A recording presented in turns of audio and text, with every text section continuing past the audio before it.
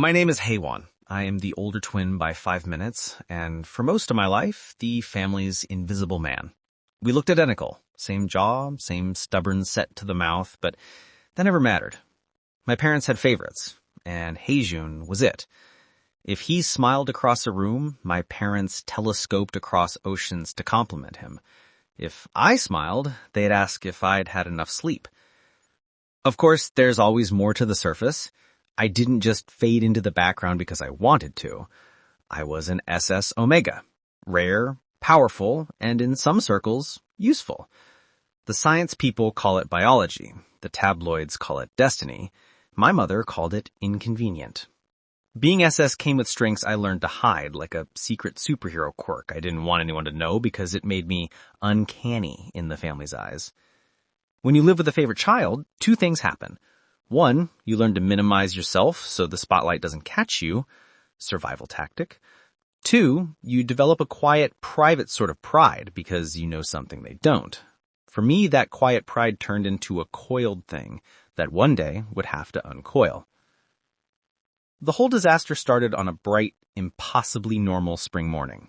A string of tiny disasters, actually. Bouquets late, the cake decorator mixing up icing colors, my father's tie stained with coffee. People were anxious, but everything was manageable. Until Heijun walked into the living room, all too calm, and said, "I'm not marrying him." Silence is tricky. Sometimes it's a pause. Sometimes it's a landslide. That morning, it was a landslide. My father went pale like a sheet. My mother started repeating, "This is unacceptable," like a mantra. The wedding planners started crying into her smartphone. The neighbors called. The rumor mill revved up. Heijun didn't elaborate. He just said, "I love someone else." That was it. No tears, no apology, just a quiet abdication of a life mapped out since childhood. I remember the exact sequence that followed because time condenses when people panic. My mother said shame. My father said consequence. Heijun shrugged. They looked at me like an exclamation point.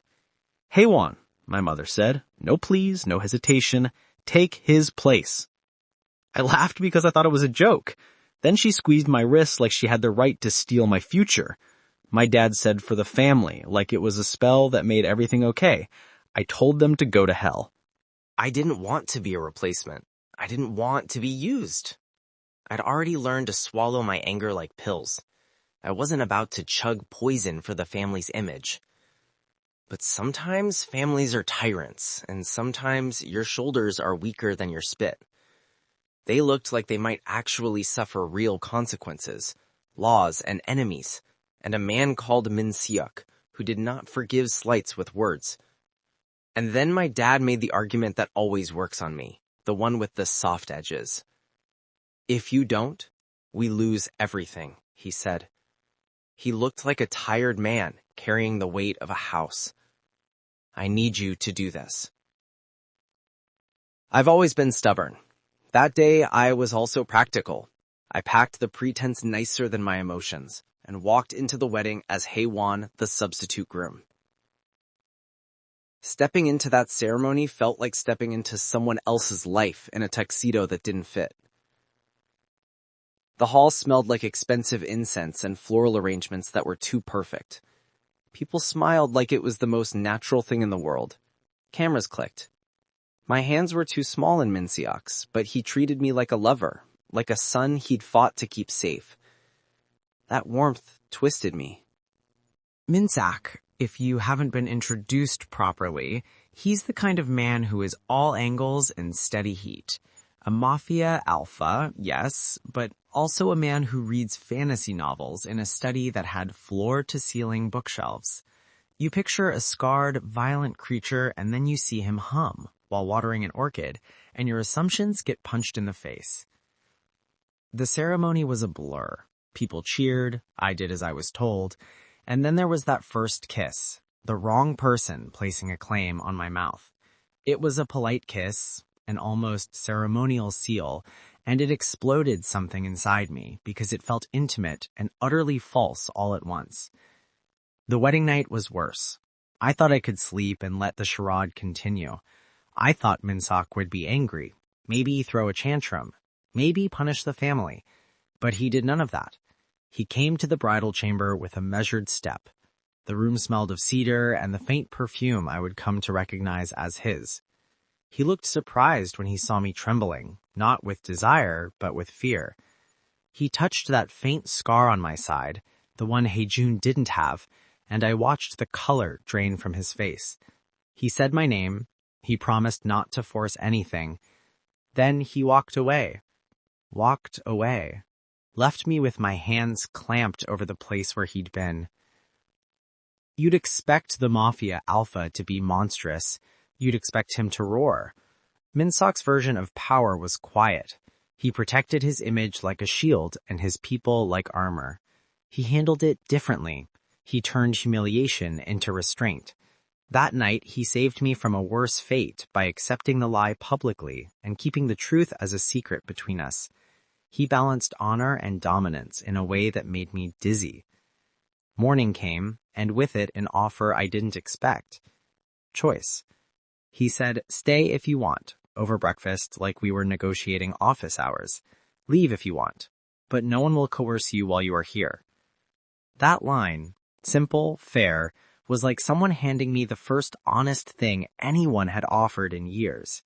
The acceptance was conditional and almost businesslike, but there was a dignity in it. I snapped between rage and gratitude faster than I could breathe. I stayed. Life in the mansion is a study in contrasts. Presentations for business partners across the table, classic jazz in the study after midnight, guards that watch everyone like hawks, and Minsok moving pieces on a chessboard of alliances. Sometimes there are trucks of cash, sometimes there are bouquets. I had my own room, tastefully decorated with an awkward number of silk sheets. I had security briefings in my inbox, which I skimmed and promptly avoided reading. The staff called me Mr. Haywan, with a respect that used to belong to my brother. That felt unnatural and kind of delicious. The mansion had a greenhouse where the orchids lived. I started spending every spare hour there. Orchids became my therapy. They demand patience. They don't respond to fake smiles. They required me to do something small and steady every day that had nothing to do with being a trophy. I pruned, watered, and cursed them when pests showed up. I'd never tell anyone, but I found a rhythm there that was my own. I had gotten close to some of the staff members. The head housekeeper, Mrs. Kim, who could smell lies like tea. She called me by my childhood nicknames and scolded me like a mama. June, head of security, a man who moved like a shadow and once saved my life with a single kick that should have been illegal, but made me grateful. Sunhee, the chef who made me the most terrible grilled fish, yet knocked my socks off with kimchi pancakes. And then Park, the detective who used to be on the prowl in the city and now acts like someone half in, half out of Minsok's world. They all mattered in different, quiet ways. Minsok has a dog, an enormous, incredibly calm mastiff named Bori, who decided I was his person the second I dropped a slice of apple. Bori followed me everywhere like a four-legged shadow, and often served as both heated conversation buffer and the only safe way to sit on Minsok's lap without actual alarm bells going off in the household. I got a call from Unji, who was the only person who knew what my life was like without the silk. We had been in the same philosophy seminar, where she argued that people are complicated and cats are not responsible. When all this happened, Unji reappeared like a test I didn't sign up for. She worked in investigative journalism, prying, kind, infuriating. She came by the mansion as a visitor and carefully asked questions that made me wince. She wanted to write about the social structures of powerful families, about the lives of people who were traded like currency. I told her some things, but not everything. You give reporters one piece and they'll make it 10. Unji, though, stayed. She brought me honest coffee once a week and sometimes stayed to help in the greenhouse because she refused to let me be solemn all the time. She liked me, and I liked the fact someone looked at me the way I wanted to be seen, without filters. But this is tricky. With her came danger. Eunji's interests made her a target. Journalists who poke at syndicates don't often end up with full phone books. I had to keep her safe sometimes. She was stubborn and kept pushing. Her persistence once ended up getting a guy arrested for laundering money. Good for justice, bad for the quiet life. Then there was the rival alpha, Kwang Ho, who ran a competing outfit and enjoyed making everyone else's life a living chore. He made low, toxic jokes at events and sent representatives to test Min-sok's patience. His son, Jun-soo, actually attended the charity events we hosted and made things interesting by staring at me like I owed him money. Kwang Ho's presence wasn't just external pressure, it forced Min-sok and me to strategize, to grow closer in ways that had nothing to do with romance and everything to do with survival. We had meetings where business and intimacy blurred. He asked for my opinion on a negotiation and I scolded him back. That's how it started. Professional respect with a slow, stubborn bleed into something else. There was the time I got dragged to an overseas summit. One of those uncomfortable networking things where men in suits with briefcases that probably contained more secrets than cash pretend to be civilized. Min-sok's hand brushed mine across the table. The gesture was small, almost accidental, but the room felt like it could have started a war. I felt like I was walking on glass and electricity at the same time. You know those days where you realize you don't just like someone, but you could actually follow them into a burning building? There was one around then. We were at a remote cabin Min-sok owned because he insisted on clearing his head. He was a force of silence, broody and watchful. The power went out because some idiot unplugged the wrong fuse. I sat on the floor by the fireplace while Min-sok packed and unpacked a gun like it was an instruction manual for breathing. He revealed a tiny piece of himself that hardly anyone sees. The way he hums when he's nervous. The way he folds a letter 3 times before placing it in an envelope. I told him about my rare SS ability, how my pheromones sometimes flared when I was threatened, how it made people uneasy when I was upset. He didn't blink. He only listened and offered a hand wrapped in calluses. That honesty mattered. It made me feel less alone. The greenhouse became a symbol in our story.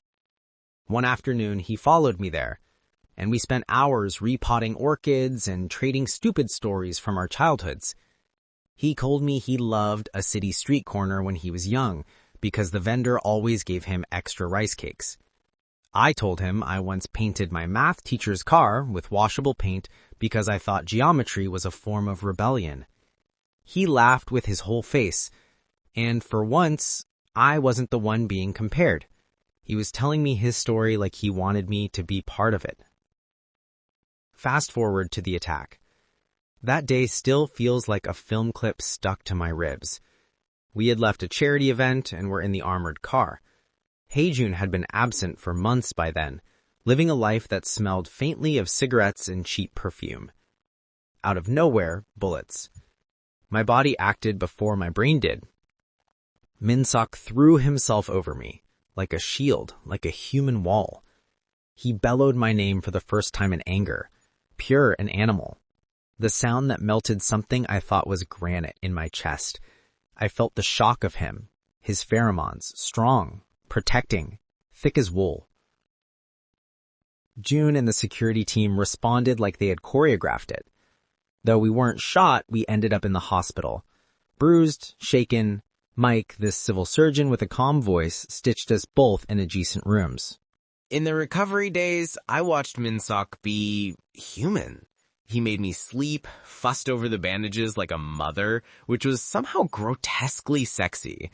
He admitted at 3 a.m. that this had been a targeted hit. It wasn't random. Someone intended to strike at him, and me by extension. That was the first time I saw fear in his eyes. Not the cold, calculating fear he wears like a glove, but the raw, private kind that makes you feel foolish for underestimating someone. An investigation followed right after. Park, the old detective, sniffed around and discovered links to Kwang Ho's outfit. Newspapers hummed with rumors. Eunji wrote cautiously, careful to avoid the more explosive details. Kwang Ho sent another indirect message, a vase delivered to Minsok's office with a note that read, "Play nice." The whole thing forced us into action, and into each other. We coordinated security, staged decoys, and even went out on a rooftop at midnight to watch the city breathe.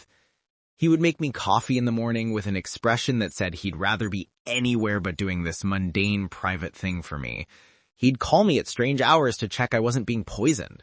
He'd stand in the doorway of my room and watch me read until I complained, which made him smile like he'd stolen something, small and lovable.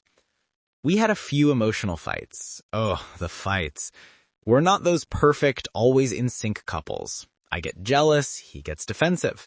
We have nights where neither of us says anything, and the silence becomes a thing between us that weighs. Once, I stood at the balcony and admitted I was scared he'd leave me when things got messy. He stared at me for a long time, then crawled out onto the balcony, sat beside me, and hummed a tune his mother used to hum.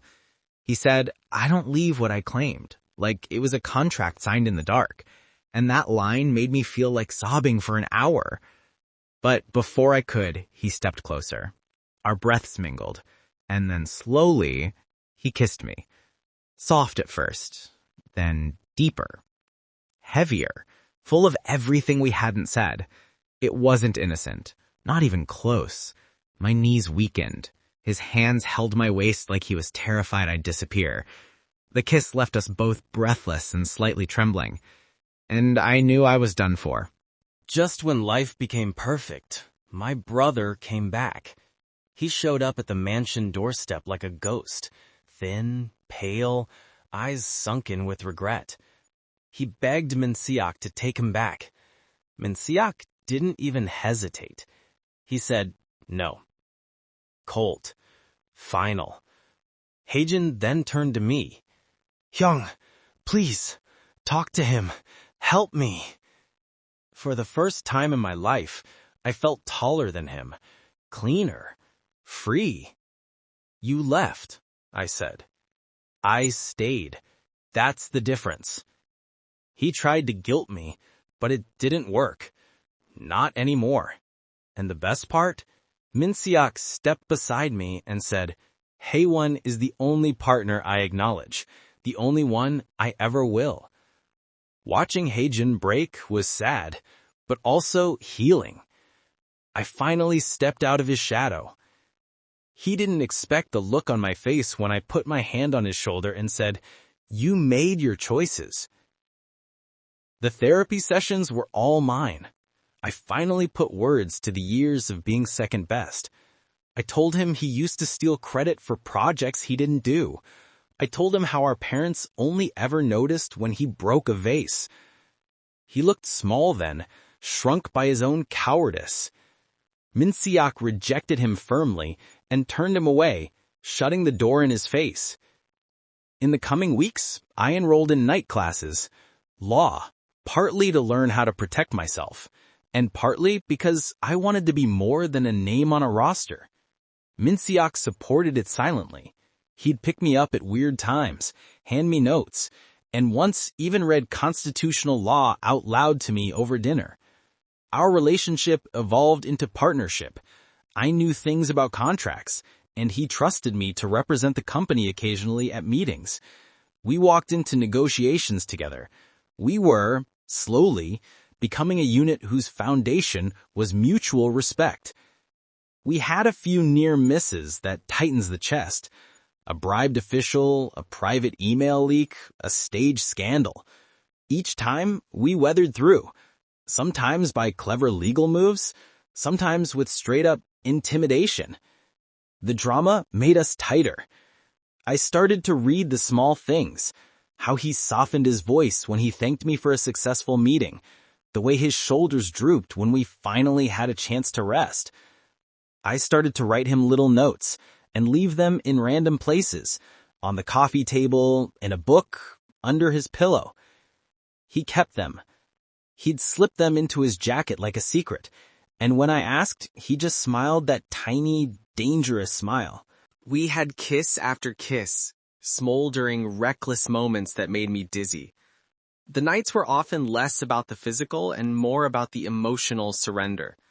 Clothes came off in a hurried, breathy way, the scene fading to the morning light with limbs tangled, the lingering warmth in the sheets. There's passion, oh, lots of it, but it's always wrapped in consent and respect. No coercion, no one being taken advantage of. Each step forward was discussed in glances, small nods, and later in whispered words that felt like vows. The first time he pulled me down into his arms properly, no restraint, no holding back, was a slow, considerate crescendo. He told me after, with his voice all raw, that he'd been wanting me since he first saw me at the ceremony. I told him I'd been terrified into feeling that want. We laughed wildly and made out until both of us felt ridiculous. We had moments of tenderness that I still replay in my head like favorite songs.